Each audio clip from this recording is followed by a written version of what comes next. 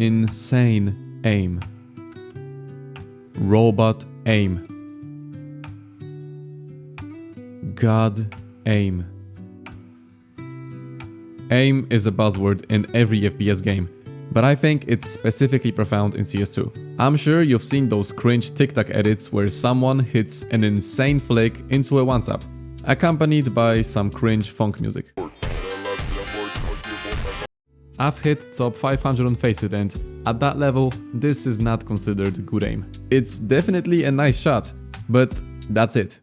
It tells you nothing about consistency, crosshair placement, or the fact that it was done on the retake server. Let me show you the actual truth about aim in CS2, and how to finally train it the right way. Because, let's be honest, most people train it completely backwards. Aim should complement your movement, positioning, and game sense, not the other way around. And I know it might sound counterintuitive, but working on your movement can seriously make your shots just easier to hit.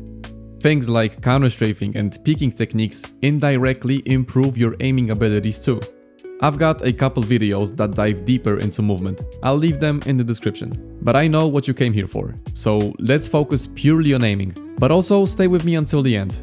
I've got 3 very important bonuses that will help you understand your own aim better. Crosshair placement matters more than flicks do. You shouldn't even need to flick in the first place. Your crosshair should ideally already be there, or at least be somewhat close. Even at the highest levels, I've seen plenty of players peek like it's their first day using a mouse. Roll. There's no way.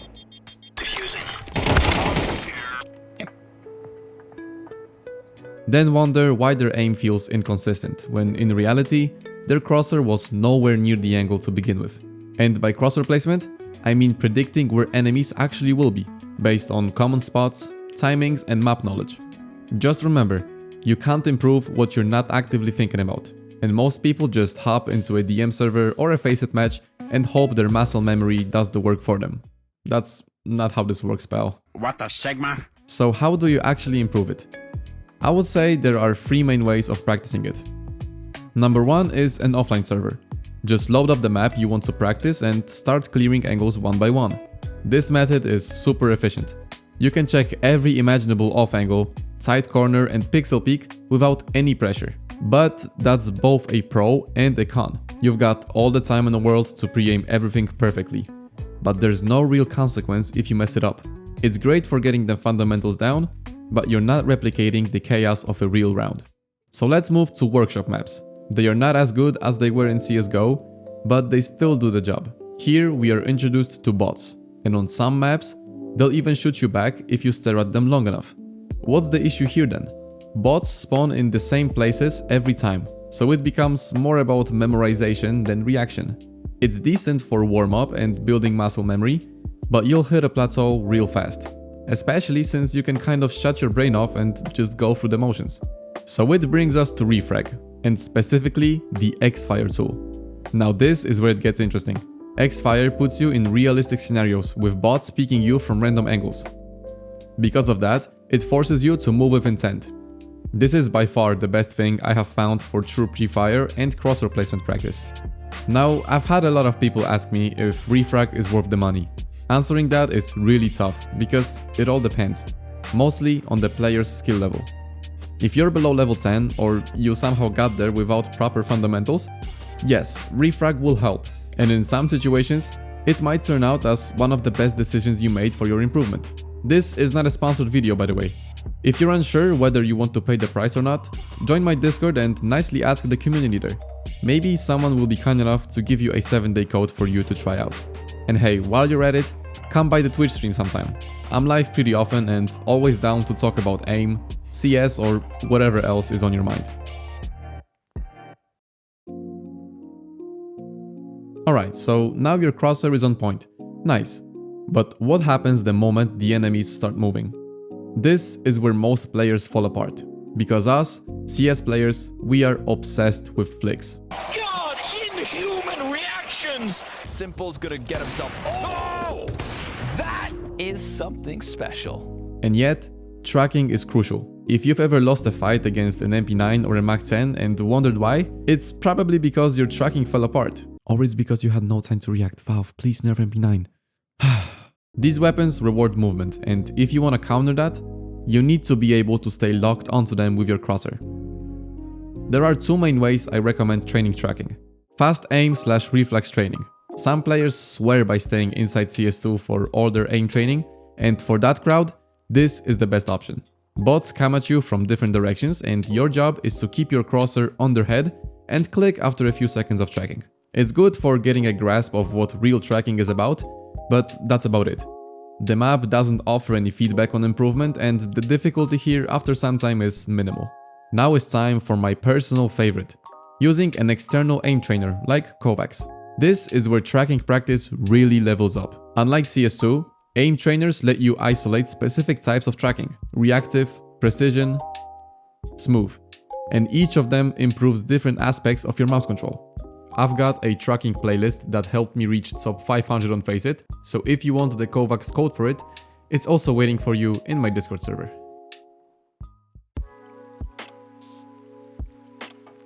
But let's stay on the topic of aim trainers for a second, because if you're serious about improving, this might be the single best investment of your time.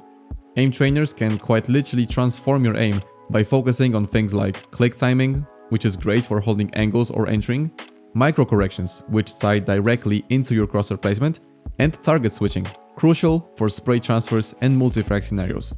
I'm speaking from experience here. I've been aim training consistently for over 9 months now, and oh boy, did I come a long way. I've shared everything I learned in 2 videos covering my exact routines. Both are very well made, so just pick one, stick to it, and stay consistent. I promise you'll become a different kind of beast. But I have to be honest, as much as I love aim training, there is one thing that aim trainers won't teach you, and that is recoil. Recently, I've seen more and more people saying that CS players rely on spraying too much, and honestly, I kind of agree. But that doesn't change the fact that spray control is one of the most important mechanics you can learn in CS2.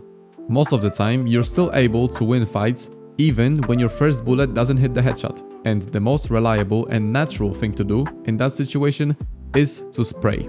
So even if you're level 10 and you think you've got great spray mechanics, but you keep telling yourself, CS2 spray just feels off, stop coping and just go practice it. My favorite way to train recoil is using a workshop map called Recoil Master. I've broken it down into 3 levels for you, starting from level 1, which is easiest, to level 3, the hardest, so you can gradually improve and actually master spray control.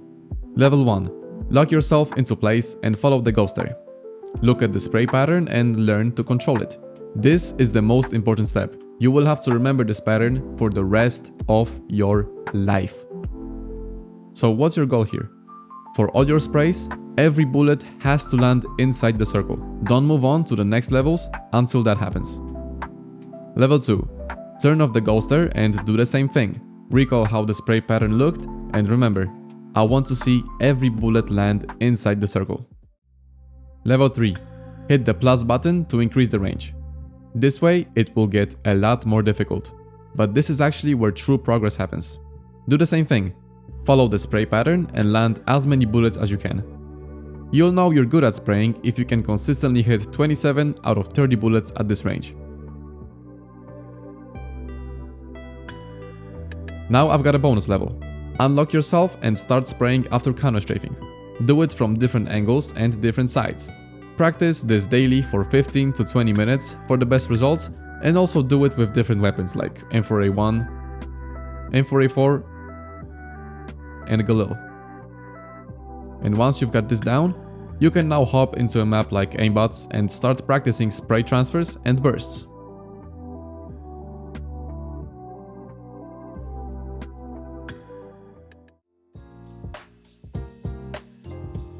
DM is without a doubt one of the most essential tools for improving in CS. If you're not using it at all, you're seriously limiting how fast you can get better. Just think about it. In a normal match, how many fights do you actually take per round? 1, 2, maybe 3. That adds up to around 30 to 40 gunfights throughout the whole game. In Deathmatch, you can literally get that in under 5 minutes. For newer players, DM is a godsend. It helps you get used to the shooting mechanics, practice pre-aiming common angles, if you do your practice intentionally of course, and overall build confidence in your aim. It's also a solid warm-up tool to get your hand-eye coordination ready before ranked games. So in both these cases, playing Deathmatch is a no-brainer. But here's where Belay says his controversial and borderline stupid take again. This is all my opinion of course, but if you're already an experienced player and you're grinding 5 or more pucks a day like I do, then I would honestly rather see you spend these 30 minutes in an aim trainer instead of Deathmatch. You might ask why. Because while playing 5 or more Faceit or Premier games, you're already getting a lot of fights and the stimulus that helps you improve your overall in-game mechanics. But in aim trainers, you can isolate and actually target weaknesses, whether it's flicking, tracking, click timing, whatever. So in my opinion, the best setup is to combine both. Warm up with Deathmatch before your sessions, but use aim trainers for the real technical work. Oh, and just one more thing. Please don't use Valve's Deathmatch servers. They are just bad. Your ammo doesn't reset, so you're constantly forced to reload in between fights, wasting precious time, and most lobbies are filled with actual bots or players who are not taking it seriously. If you want to make your DM sessions actually effective, use community servers like Cybershock. They have better spawns, customizable settings, and way sweatier players. And sure, you might get destroyed at first, but that's part of the process. Stick with it, and before you know it, you'll be the one everyone is scared of when they see your name pop up in the kill feed. I promised you guys a few bonuses, but these are literally only for people who have already joined my server. You did? Okay, then let's get into it. Bonus 1, the good old sensitivity debate. Allow me to clear this up. Changing your sensitivity 99.9% of the time won't fix your aim. The idea that you're missing shots because your sensitivity is 1.2 instead of 1.1 is pure cope. What really has an impact though is your confidence and consistency. Good aim is just good mouse control. High sense, low sense, it doesn't matter. What matters is picking a sensitivity you feel in control of. So please, do yourself a favor and stick with a sensitivity for a month or maybe 2 or even longer, and trust me, you'll play way better without overthinking it. In bonus 1, we figured that your aim is only as good as the control you have, and your mouse grip plays a massive role in that. There's fingertip, claw, palm, and everything in between. Each has its own strengths and weaknesses. But before anything else, I want you to just grab your mouse the way you always do and take a second to recognize what your grip style actually is. You can use this Reddit post linked in the description that will help you out with that. I mean, come on, does it even matter? Surprisingly, yes, your mouse grip might be holding you back. For example, if you're using a Death Adder with an aggressive fingertip grip, you're forcing a mismatch. That mouse is simply too big and bulky for fingertip control. I personally use sort of a fingertip grip, and the OP18K is a perfect fit for me. It's a smaller mouse that gives me full control without forcing unnecessary tension. With the amount of different mouse shapes out there today, if your mouse doesn't match your grip, it's time to reconsider. I'm a wrist aimer, bro. What about you, bro? That's sick, bro. I'm an arm aimer. Low sense, gang. Yo, you guys know that you seriously don't have to be just one? Use wrist for flicks, arm for wider movements, and fingertip for micro adjustments. If you want good aim, you have to learn how to blend all muscle groups. Smart aimers know when to switch between wrist, arm, and fingertip aiming, and this is what makes them so consistent and precise. I genuinely hope this video helped you rethink how you train your aim. If it did, I would appreciate you drop a like, subscribe to my channel, and if you've got your own routines or ideas, I would love to hear about them in the comments or in my Discord server. That's it from me, and I'll see you in the next one. Keep grinding.